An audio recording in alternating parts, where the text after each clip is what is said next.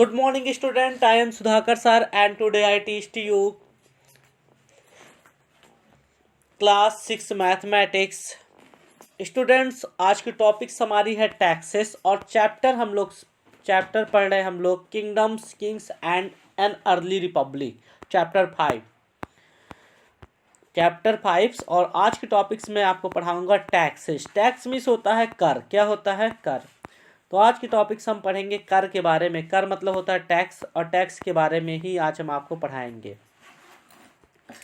Tax के बारे में इसमें कहता है as the ruler of mahajanapada were building huge fort. इसमें कहता है कि जो महाजनपदों के शासक थे, महाजनपदों के जो राजा थे, वो विशाल किले बनवाते थे। कैसे किले बनाते थे? विशाल किले, मतलब बहुत बड़े बड़े किले बनवाते थे।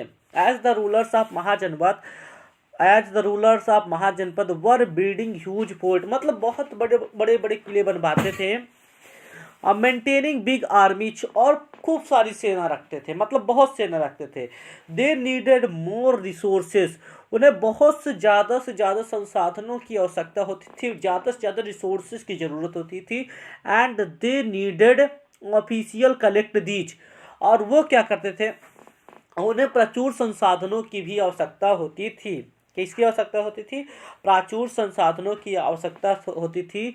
सो instead of depending on occasional gift brought by people as in the case of the raja of the janapada, this shared collecting regular tax. अतः महाजनपदों के राजा लोगों द्वारा समय समय पर लाए गए उपहारों पर निर्भर न रहकर अब नियमित रूप से कर वसूलने लगे थे।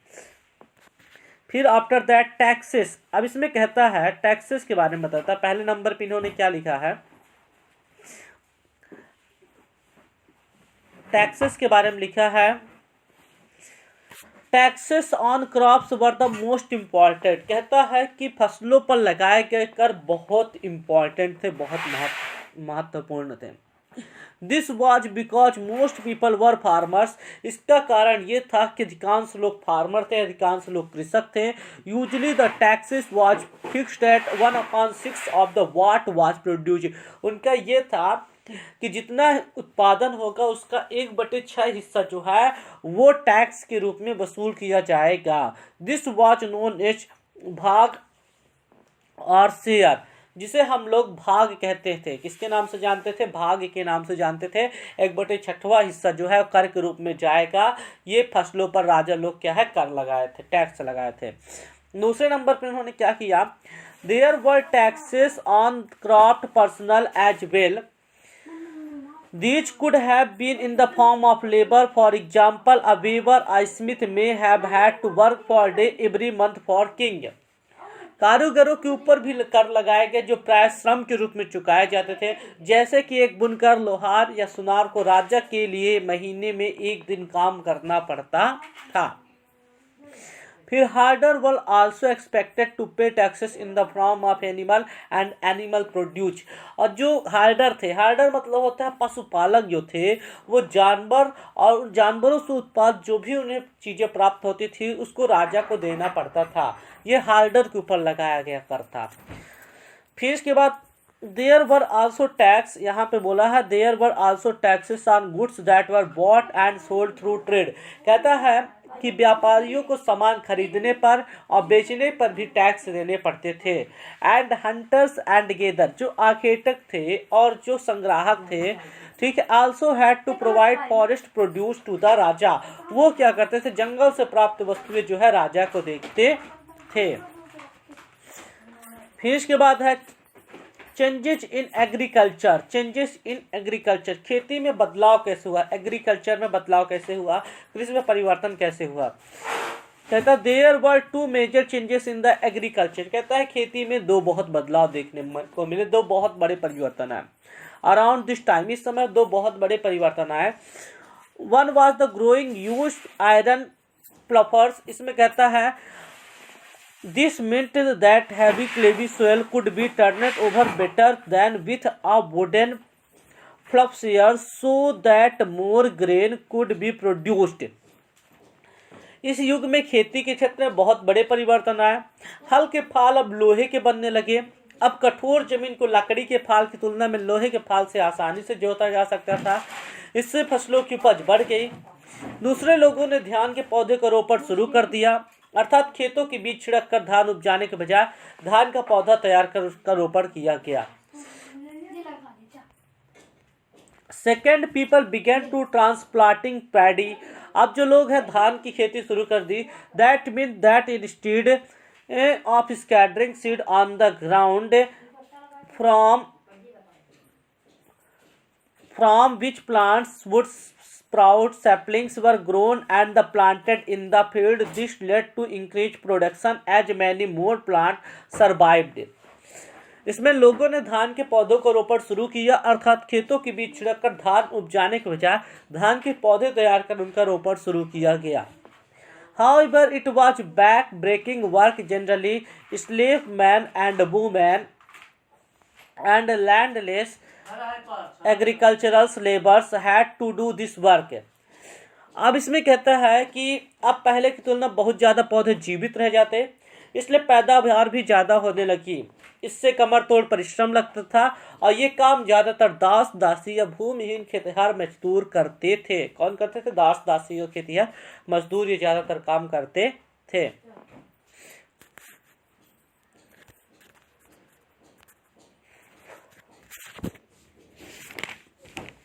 फिर हम अ क्लोजर लुक, अब हम मगध के बारे में पढ़ाएंगे। किसके बारे में पढ़ाएंगे? मगध के बारे में। अ क्लोजर लुक मगध। इसका कहता है फाइंड मगध ऑन मैप 4। कहता है मैप 4 में मगध को पाइए। Magadh become most important mahajanapada. Finding Magadh on map 4। Map 4 में मगध को देखेंगे, आपको मैप 4 में मिल जाएगा।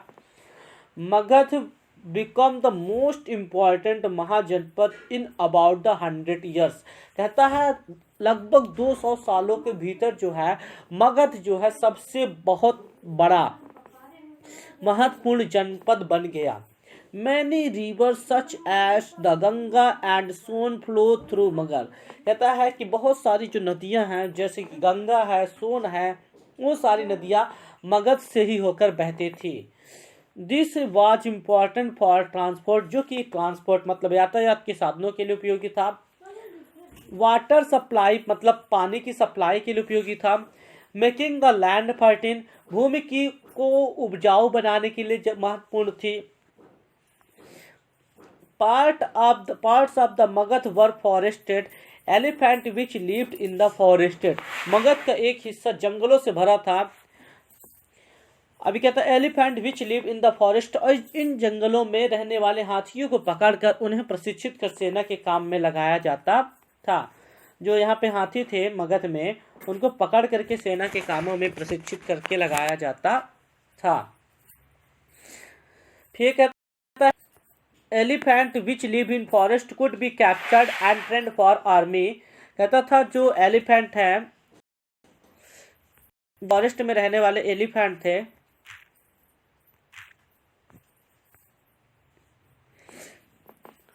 Elephant which lived in the forest, यानी एलिफेंट जो फॉरेस्ट में रहते थे, could be captured and trend for army, उन्हें क्या पकड़ करके आर्मी के लिए ट्रेंड किया जाता था।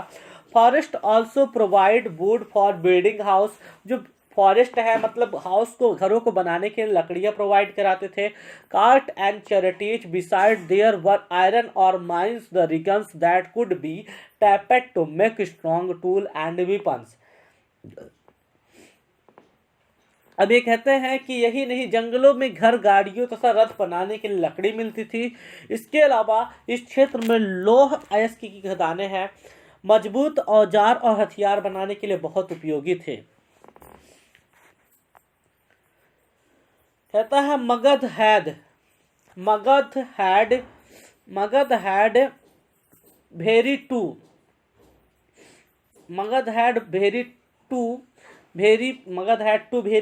Very powerful rulers. कहता मगध के दो बहुत ही शक्तिशाली शासक थे।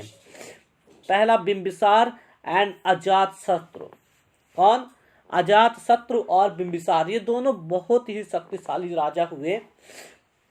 Who's used to all possible means to conquer this other जनपद, वो अन्य जनपदों को जीतने के लिए हर संभव साधन अपनाते। Mahapadma Nanda, was another important ruler, कहता महापद्मनंद एक अन्य महत्वपूर्ण शासक था। He extended his control of the north west part of the subcontinent, जिसने क्या किया कि इस क्षेत्र उन्होंने अपने नियंत्रण का क्षेत्र इस उपमहाद्वीप के उत्तर पश्चिम भाग तक फैला लिया था।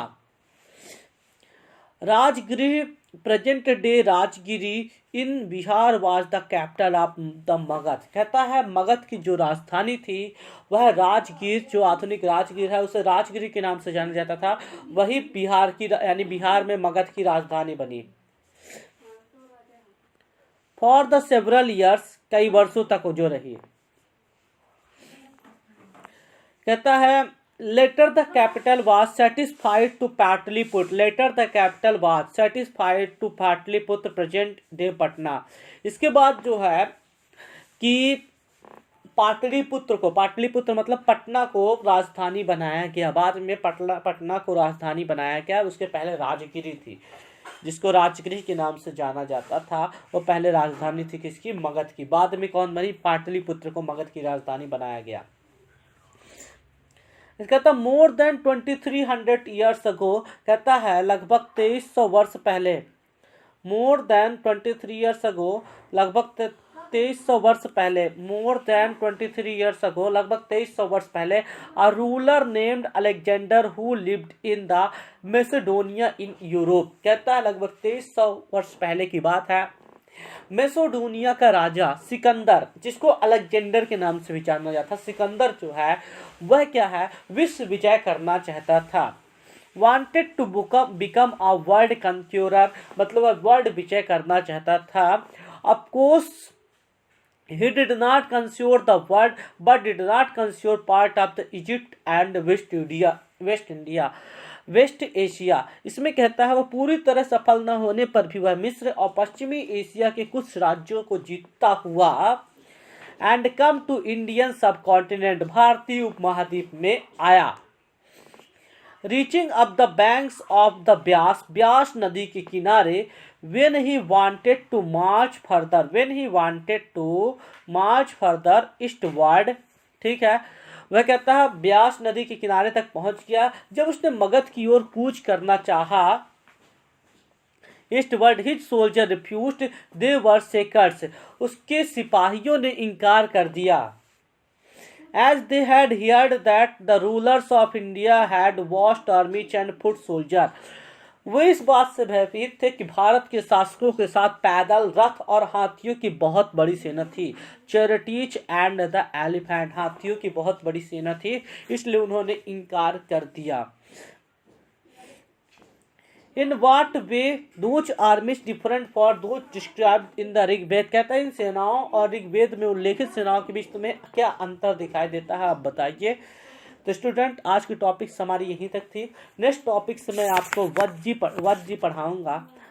तो आज की क्लास यहीं पे कंप्लीट होती है। आप वीडियो को लास्ट तक देखें, चैनल को लाइक करें, सब्सक्राइब करें और ज़्यादा से ज़्यादा शेयर करें।